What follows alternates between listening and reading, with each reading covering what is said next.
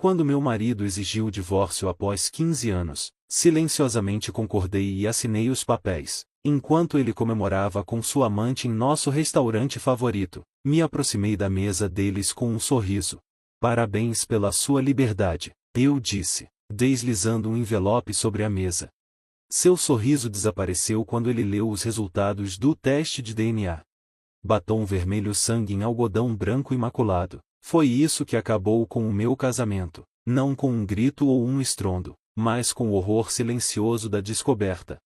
Eu estava congelado em nosso closet, segurando a camisa social de William com os dedos trêmulos. Me lembro perfeitamente do momento exato, terça-feira, 9h17 da manhã.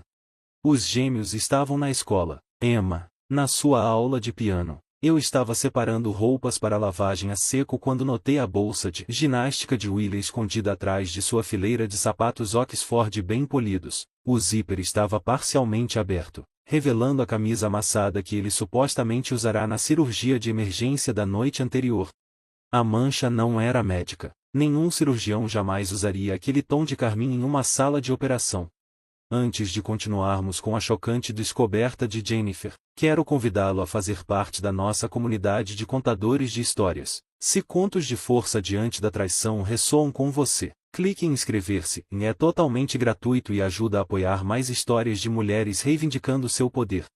Agora, vamos ver como essa vida aparentemente perfeita começa a se desfazer.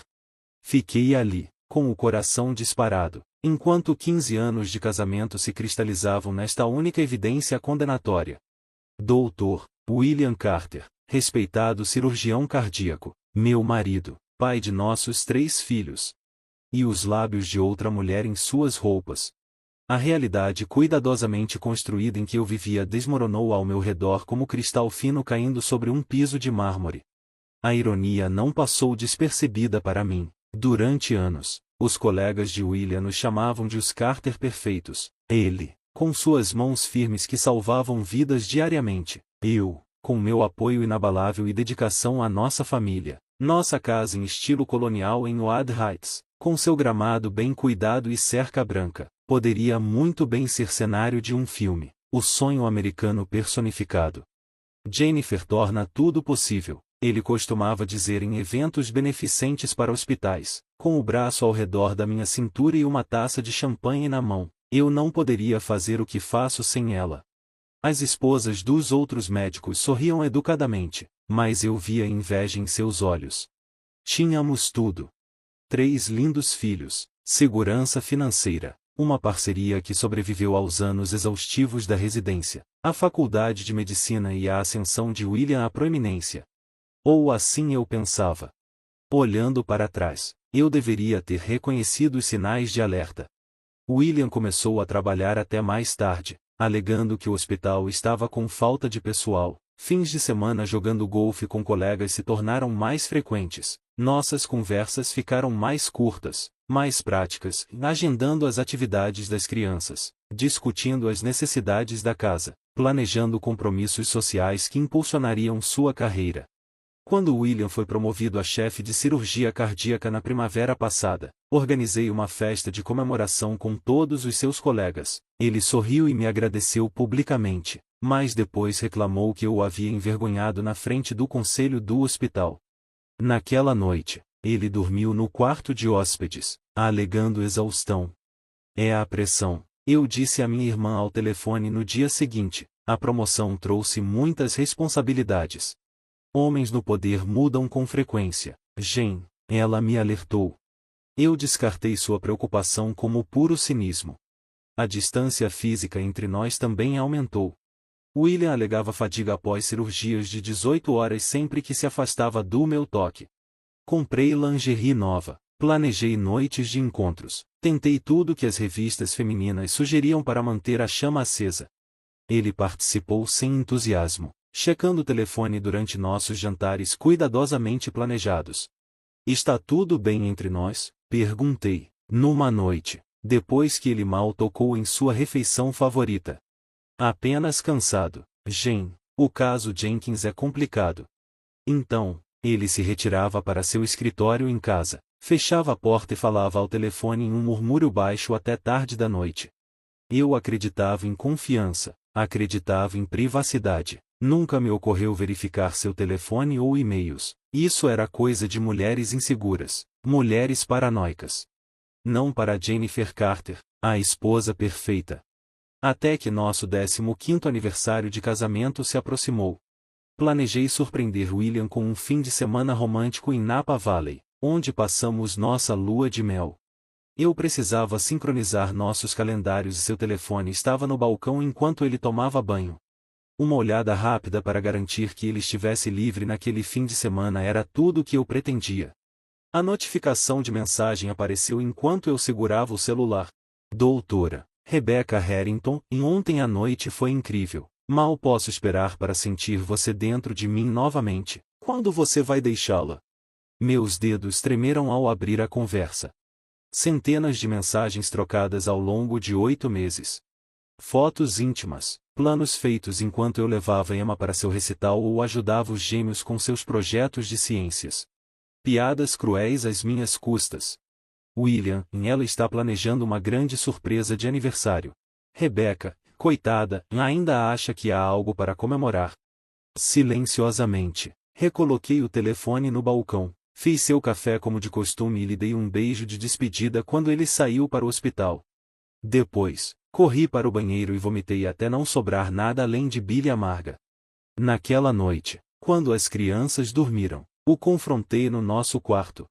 O mesmo quarto onde concebemos nossos filhos, onde nos abraçamos após os abortos espontâneos antes de recorrer à fertilização in vitro, onde ele me confortou quando meu pai morreu. Você está dormindo com Rebecca Harrington. Minha voz estava surpreendentemente firme. William nem sequer vacilou, tirou o relógio, colocou-o metodicamente sobre a mesa de cabeceira. Sim. Há quanto tempo? Isso importa. Ele me olhou com tanta frieza que eu mal o reconheci. Quero me divorciar, Jennifer. A crueldade calculada de seu tom me chocou mais do que as palavras. Aquilo não foi uma confissão, foi uma execução. Por quê? Sussurrei. Superei essa vida, superei nós.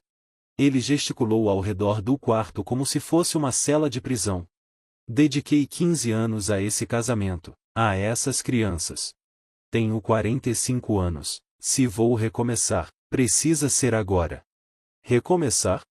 William, nós construímos essa vida juntos. Tudo o que você é, tudo o que eu sou.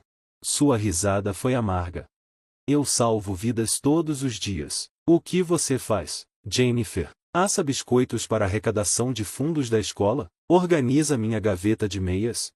Eu construí essa vida apesar da âncora da domesticidade.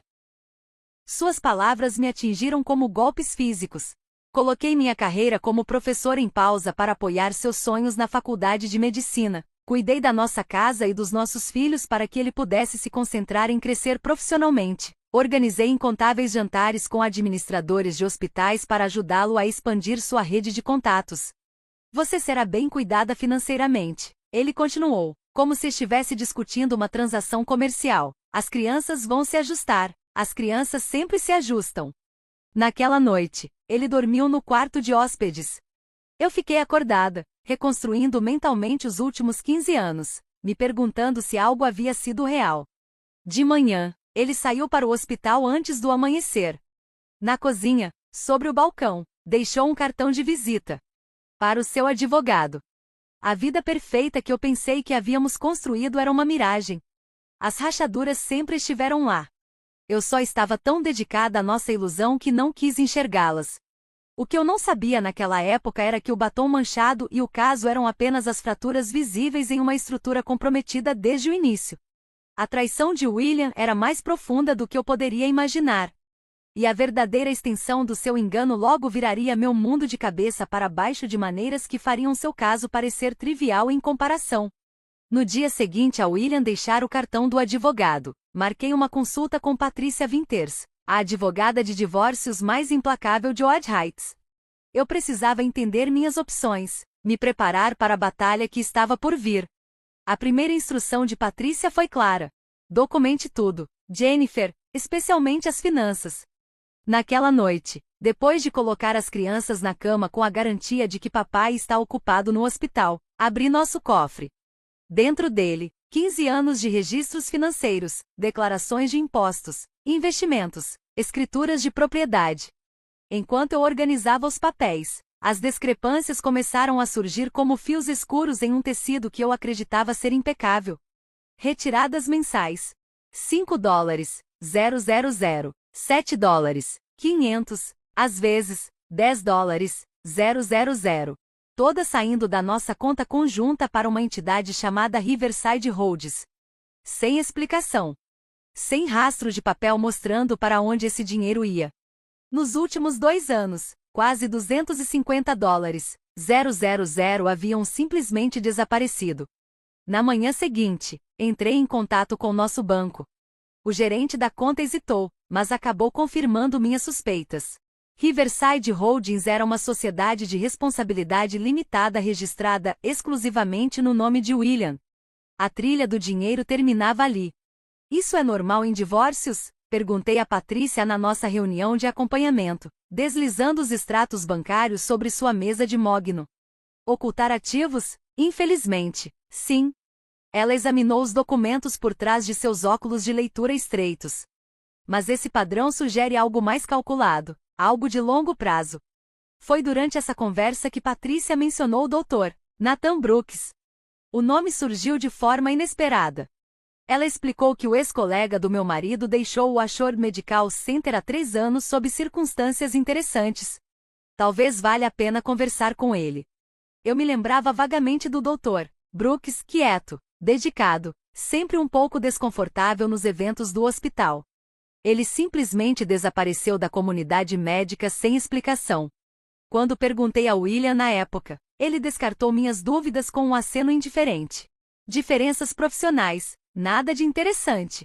Foram necessárias 5 ligações para rastrear seu paradeiro.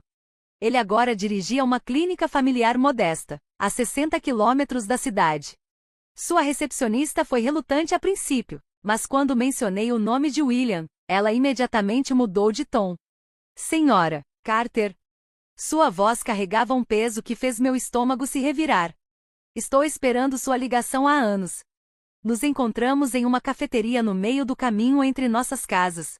O Dr. Brooks havia envelhecido consideravelmente desde a última vez que o vi. Rugas profundas ao redor dos olhos. Cabelos grisalhos precoces. Ele pediu café preto e me estudou com um olhar clínico.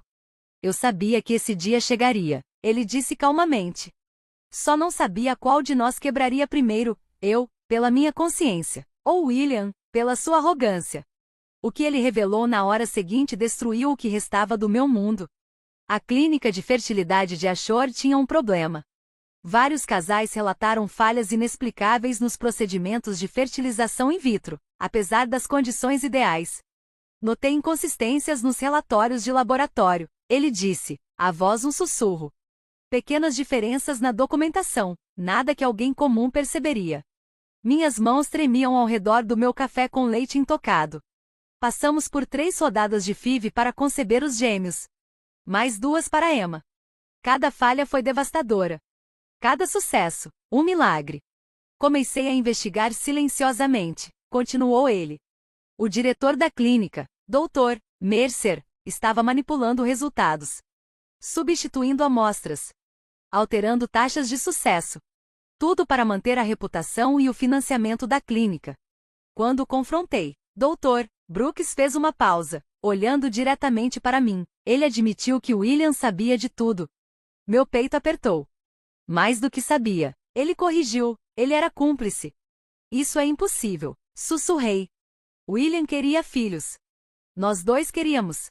Dr. Brooks deslizou um pendrive sobre a mesa. Aqui estão os registros hospitalares. Relatórios de laboratório.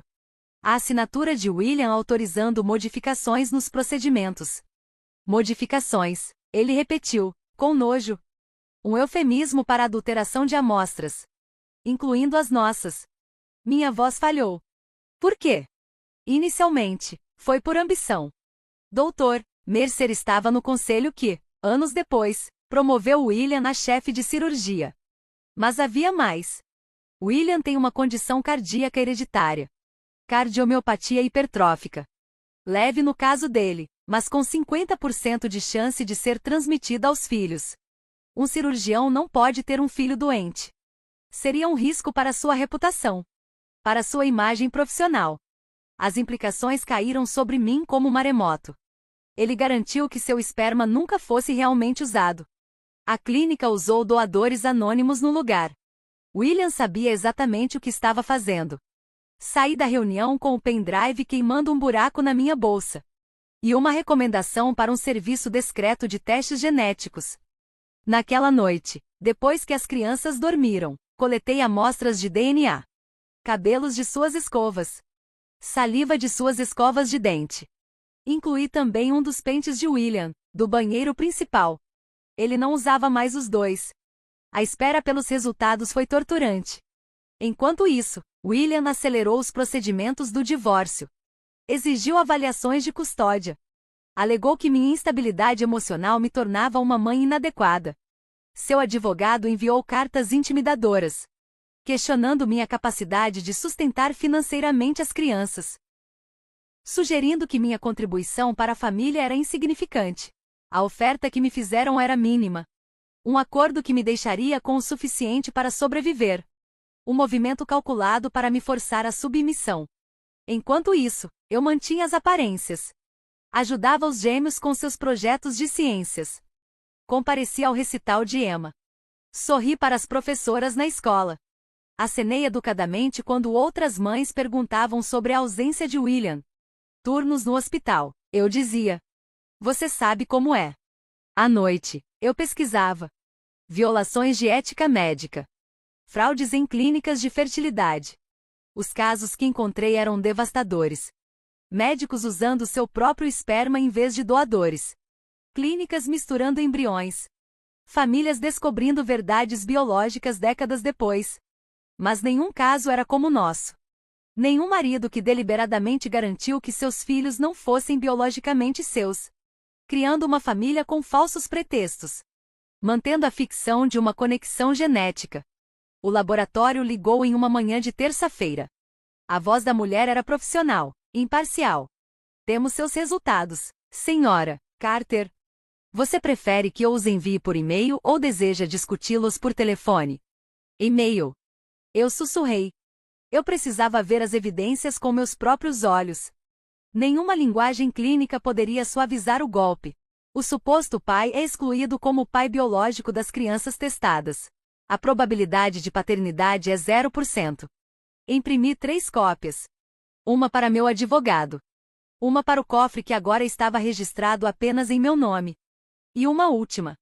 Coloquei-a dentro de um envelope creme com o logotipo do Ashore Medical Center, que peguei do escritório de William.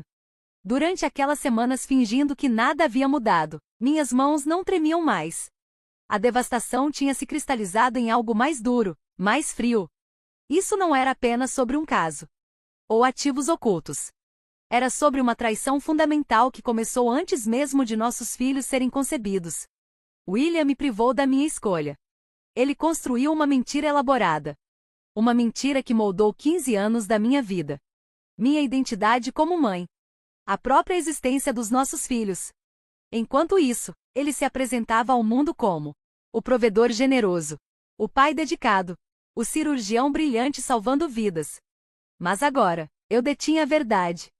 E com essa verdade, eu tinha o poder de garantir que tudo mudasse para ele também. Com os resultados do teste de DNA em mãos, minha dor se transformou em algo mais nítido. Mais focado. William construiu uma realidade falsa por 15 anos. Agora, eu iria desmantelá-la. Metodicamente. Completamente. Comecei entrando em contato com outras famílias que fizeram tratamentos de fertilidade em Ashore durante a supervisão de William. O Dr. Brooks forneceu uma lista de 27 casais. A maioria se recusou a falar comigo. Não queriam questionar as origens de seus filhos. Mas 5 aceitaram me encontrar. Os Miller tiveram gêmeos que não se pareciam em nada com eles. Os Patels tiveram uma filha com problemas médicos inesperados. Os Johnsons, os Garcias e os Wilsons tinham histórias semelhantes, após várias tentativas fracassadas, De repente, concepções milagrosas, sempre depois que o Dr. Mercer se envolvia pessoalmente nos casos. Ficamos muito gratos, Sarah Wilson disse, lágrimas escorrendo pelo rosto. Nunca questionamos como. Minha busca me levou a Diane Fletcher, uma ex-enfermeira que trabalhou na clínica de fertilidade por 12 anos. Nos encontramos no pequeno apartamento onde ela morava, cercada por arquivos. Eu guardei tudo. Ela explicou, com as mãos tremendo levemente enquanto puxava um diário encadernado em couro. Nomes de pacientes. Modificações nos procedimentos. Assinaturas autorizando mudanças. Eles pensaram que eu destruí tudo quando fui embora. Por que você não os denunciou? Perguntei. O sorriso de Diane foi amargo. Eu tentei. Administração hospitalar. Conselho de ética médica. Polícia. Toda vez, a investigação simplesmente desaparecia. Seu marido tem amigos poderosos, Senhora Carter. Ela me mostrou entradas que datavam de 8 anos atrás. Documentação meticulosa de substituições de espécimes. Formulários de consentimento falsificados. Irregularidades processuais. A assinatura de William aparecia repetidamente, autorizando ajustes de protocolo em casos com preocupações genéticas. E o meu caso? Perguntei calmamente. Diane virou para uma página marcada com meu nome. As datas coincidiam com nossos procedimentos de fertilização in vitro. Instruções especiais do próprio Dr. Carter. Substituição de espécime autorizada devido a preocupações de qualidade. Nenhuma identificação de doador registrada. Fotografei cada página. Cada assinatura. Cada nota condenatória. Quando estava saindo, Diane colocou um cartão de visita na minha mão. Unidade de Investigação de Ética Médica. Peça pelo agente Dawson. Diga a ele que eu te enviei. Michael Dawson trabalhava para uma força-tarefa conjunta investigando fraudes em assistência médica. Ele estava construindo um caso contra a Shorda havia 18 meses. Mas não conseguiu penetrar o muro de silêncio que cercava a clínica de fertilidade. Suas evidências podem ser a chave, ele explicou em nossa primeira reunião. Mas precisamos de mais. Registros financeiros mostrando propinas. Admissões registradas de culpa. Testemunho de alguém ainda dentro da clínica. Eu me comprometi a reunir o que ele precisava. Enquanto isso, mantinha a fachada de uma mulher aceitando relutantemente o divórcio. Sorri tristemente para William durante as sessões de mediação. Concordei com a custódia temporária. Fingi considerar seu insulto de acordo financeiro. Você está sendo irracional. Eu sou totalmente razoável. William comentou depois de uma reunião particularmente tensa com nossos advogados. As crianças vêm primeiro, respondi suavemente. Eu só quero o melhor para todos. A confiança dele cresceu com cada concessão que eu parecia fazer. Ele levou Rebecca para eventos escolares. Apresentou-a aos nossos amigos. Até a fez dormir em sua casa quando as crianças o visitavam. Enquanto isso, eu gravava conversas. Fotografava documentos. Construía meu caso. Minha investigação tomou um rumo inesperado quando contratei um investigador particular para examinar os antecedentes de Rebecca. O relatório revelou algo impressionante. Rebecca não era apenas colega e amante de William. Ela era a filha de Melanie Harrington. 5 anos antes, Melanie Harrington foi paciente de William. Uma substituição de válvula de rotina. Um erro fatal durante o procedimento. Uma investigação hospitalar que o inocentou. O relatório oficial concluiu que Melanie não havia revelado o medicamento que complicou sua cirurgia. Mas a verdade estava enterrada nos registros que o agente Dawson descobriu. William operou com o mínimo de sono. Depois de um fim de semana com Rebecca em Chicago. Seu erro foi encoberto. Os registros falsificados. A família recebeu um acordo financeiro pago com fundos da Ashord. O marido de Melanie morreu 1 ano depois de insuficiência cardíaca induzida pelo estresse. Rebecca ficou sozinha. Ela mudou seu sobrenome. Apagou todas as conexões com seu passado. E metodicamente se infiltrou na vida de William.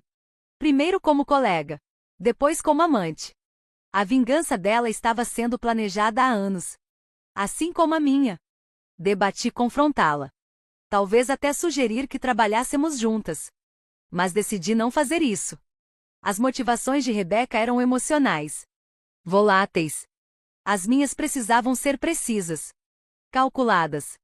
Ao longo do mês seguinte, eu reuni depoimentos de ex-funcionários da clínica.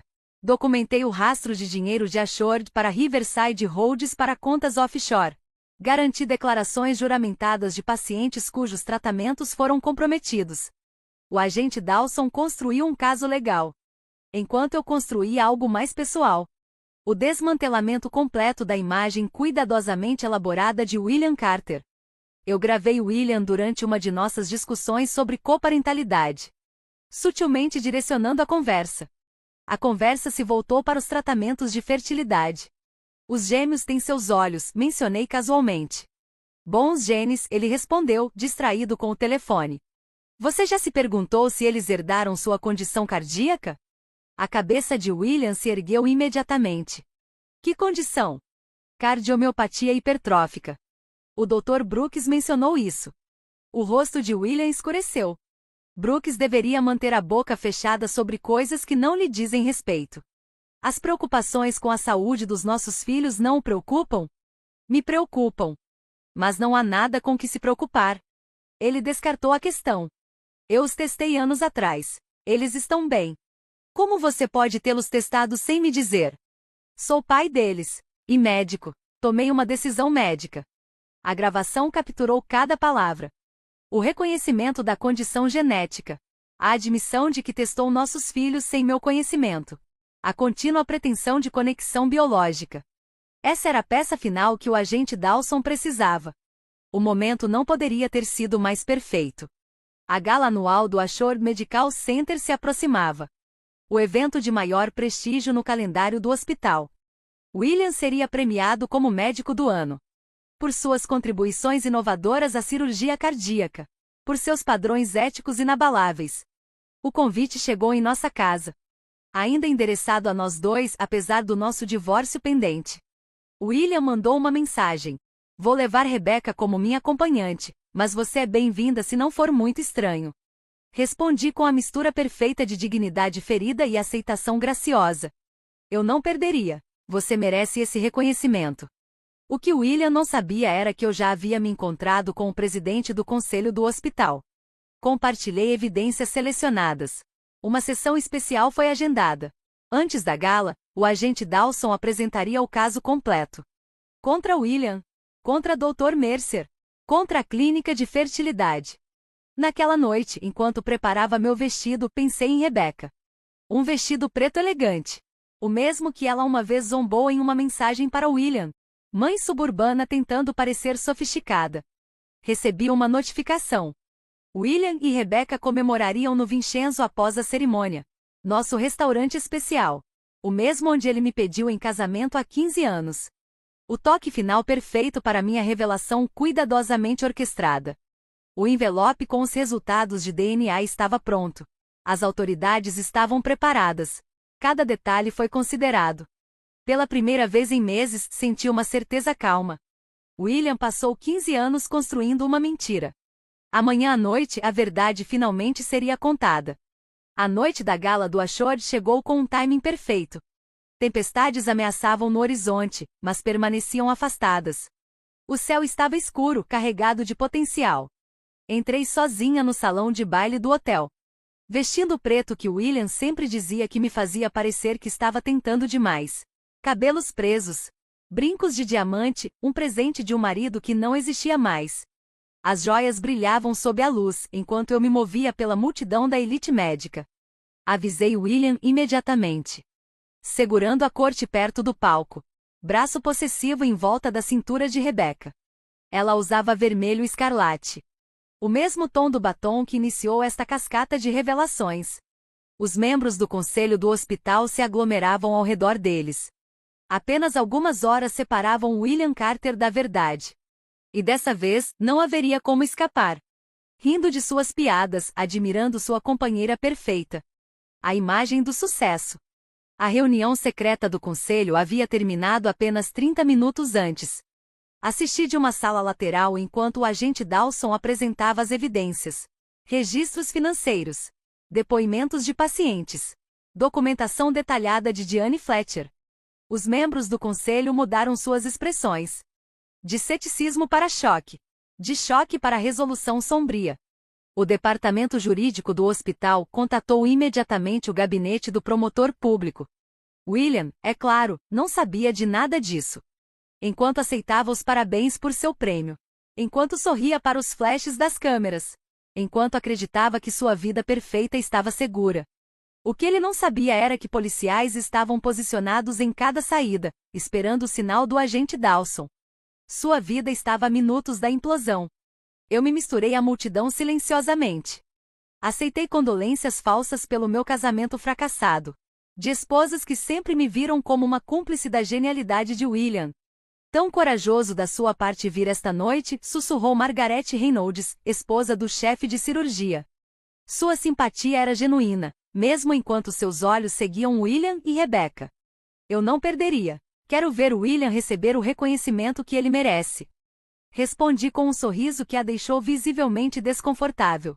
A cerimônia de premiação ocorreu conforme o planejado. A presidente do conselho do hospital, Dra. Helena Winters, decidiu que uma revelação pública seria mais eficaz do que uma prisão silenciosa. William subiu ao palco sob aplausos estrondosos. Aceitou o troféu de cristal com humildade ensaiada. Medicina não é apenas ciência, entoou ao microfone. É uma confiança sagrada entre médico e paciente. A ética deve guiar cada decisão, cada procedimento, cada momento na sala de cirurgia. Observei Rebecca durante seu discurso. A tensão nos ombros. A adoração calculada nos olhos. Ela estava desempenhando um papel, assim como eu fiz por 15 anos. Mas por razões muito diferentes. Nossos olhares se encontraram. Um breve momento do outro lado da sala. Um reconhecimento silencioso entre duas mulheres que conheciam o verdadeiro William Carter. Após a cerimônia, eles partiram para o Vincenzo, exatamente como planejado. Esperei 20 minutos antes de seguir. O creme e o pendrive estavam seguros na minha bolsa. O restaurante não havia mudado nada. Toalhas de mesa brancas. Iluminação suave. Ópera italiana tocando ao fundo. A mãe me reconheceu imediatamente. Senhora Carter, que maravilhoso vê-la novamente. Seu marido mencionou que você poderia se juntar a eles. William estava extremamente confiante. Ou talvez estivesse preparando o cenário para alguma humilhação pública. De qualquer forma, se encaixava perfeitamente no meu plano. Eles estavam sentados em nossa velha mesa favorita. Perto das janelas. O Bordeaux 1982, o mesmo vinho que compartilhamos no nosso aniversário há 5 anos. A garrafa custava mais do que um mês de compras para nossos filhos. William me viu primeiro. Sua expressão mudou de surpresa para presunção, claramente assumindo que eu tinha vindo para implorar, para me humilhar. Rebecca se recompôs rapidamente. Suas feições se reorganizaram em uma máscara de preocupação educada. Isso é inesperado. A voz de William carregava aquele tom condescendente que ele havia aperfeiçoado ao longo dos anos. Me aproximei da mesa. Calma e controlada. Você disse a Maitre que eu poderia me juntar a vocês. Uma menção de cortesia. Não pensei que você realmente viria. Rebecca se mexeu desconfortavelmente. Talvez eu devesse dar a vocês dois um momento. Por favor, fique. Encontrei seu olhar diretamente. Afinal, você ganhou seu lugar nesta mesa, Rebecca. Ou devo chamá-la de Rebecca Harrington? A cor sumiu de seu rosto. William franziu a testa em confusão. Do que você está falando? Olhei para Rebecca. Ela sabia. Você não é Rebecca. É filha de Melanie Harrington. A paciente cuja morte você encobriu, William. A mulher cuja válvula cardíaca você substituiu enquanto estava exausto do seu fim de semana com sua filha em Chicago. Irônico, não é? William se virou para Rebecca. Compreensão surgindo em seus olhos. Isso é verdade? O silêncio dela foi confirmação suficiente. Aproveitei a confusão momentânea para colocar o envelope cor de creme na mesa. Parabéns pela sua liberdade. Acho que você vai achar essa leitura interessante. A mão de William tremeu levemente quando abriu o envelope. Removendo os resultados do teste de DNA. Observei sua expressão se transformar. Confusão. Descrença. Horror. Quando a compreensão finalmente o atingiu. Isso é impossível, ele sussurrou. Eu garanti que meu esperma nunca fosse usado durante nossos tratamentos de fertilização in vitro. Você falsificou registros médicos. Você mentiu para mim por 15 anos sobre a existência dos nossos filhos. Rebecca olhou para o papel. Depois para William. Do que ela está falando? Nada. William instalou, tentando retomar o controle. Jennifer está inventando histórias porque não pode aceitar nosso divórcio. Cruzei os braços. Então você não se importará em explicar isso para o conselho do hospital? Gesticulei em direção à entrada do restaurante, onde a doutora Winters e vários membros do conselho estavam com o agente Dawson. Ou para o gabinete do promotor público. Ou para os nossos filhos. O rosto de William se contorceu de raiva. Sua vingativa. Escolha suas próximas palavras com cuidado, interrompeu o agente Dawson, aproximando-se da mesa. Doutor William Carter, o senhor está preso por fraude médica, crimes financeiros e violações éticas sob a lei da prática médica. O restaurante ficou em silêncio enquanto Dawson recitava os direitos de Miranda. Rebecca sentou-se, congelada. Sua própria vingança suplantada por algo muito maior do que ela havia planejado. William se virou para mim, sibilando. Você estava planejando isso esse tempo todo. Todos aqueles meses bancando a ex-esposa digna. Inclinei-me levemente em sua direção. 15 anos, William. Você teve 15 anos para viver sua mentira. Eu precisei de 3 meses para destruí-la. Enquanto o levavam embora, Rebecca permaneceu na mesa, olhando fixamente para sua taça de vinho meio vazia. Eu não sabia sobre as crianças, ela disse baixinho. Eu acredito em você, respondi. Assim como acredito que sua mãe também merecia justiça. Nas semanas seguintes, a história explodiu na mídia. Jornais médicos e convencionais não falavam de outra coisa. William enfrentou várias acusações criminais. Sua licença médica foi suspensa enquanto aguardava julgamento. A clínica de fertilidade foi fechada, sob investigação. Dezenas de famílias surgiram, buscando respostas sobre as origens genéticas de seus filhos. As repercussões financeiras foram imediatas. Os ativos ocultos de William foram congelados. O tribunal nomeou um contador forense para rastrear cada dólar que ele desviou. O futuro financeiro dos meus filhos foi garantido, com um fundo estabelecido a partir dos valores recuperados. Dr. Brooks me abordou após a audiência preliminar. A Shore está criando um comitê de revisão de ética para supervisionar os serviços reprodutivos quando reabrirem. Eles querem que eu lidere. Sorri sinceramente. Parabéns. Na verdade, eu sugeri que copresidíssemos. Sua perspectiva seria inestimável. A oferta me pegou de surpresa. Por 15 anos, eu fui Jennifer Carter, a esposa do cirurgião. Minha identidade foi engolida pela carreira de William. Agora, eu estava sendo convidada a assumir um papel por mim mesma. 6 meses após a gala, sentei-me diante de Rebecca. Em um restaurante diferente. Nossa aliança improvável havia se formado durante os processos legais. 2 mulheres manipuladas pelo mesmo homem. Por razões diferentes. Você se arrepende? Rebecca me olhou, a pergunta pairando no ar. Você se arrepende? Respirei fundo antes de responder. As crianças eventualmente saberão a verdade. Ela sentiu, esperando. Considerei minha resposta com cuidado. Elas vão descobrir que suas origens não são o que pensávamos. Mas isso não muda quem elas são, nem o quanto eu as amo. A base de suas vidas foi construída em mentiras.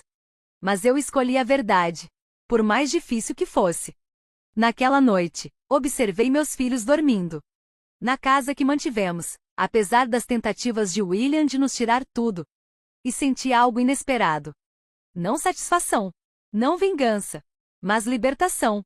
A ilusão da família perfeita havia se despedaçado. Mas em seu lugar surgiu algo real. Eu não estava mais vivendo cuidadosamente a mentira de outra pessoa. Pela primeira vez em 15 anos, eu estava escrevendo minha própria história. Confusa, complicada e absolutamente minha.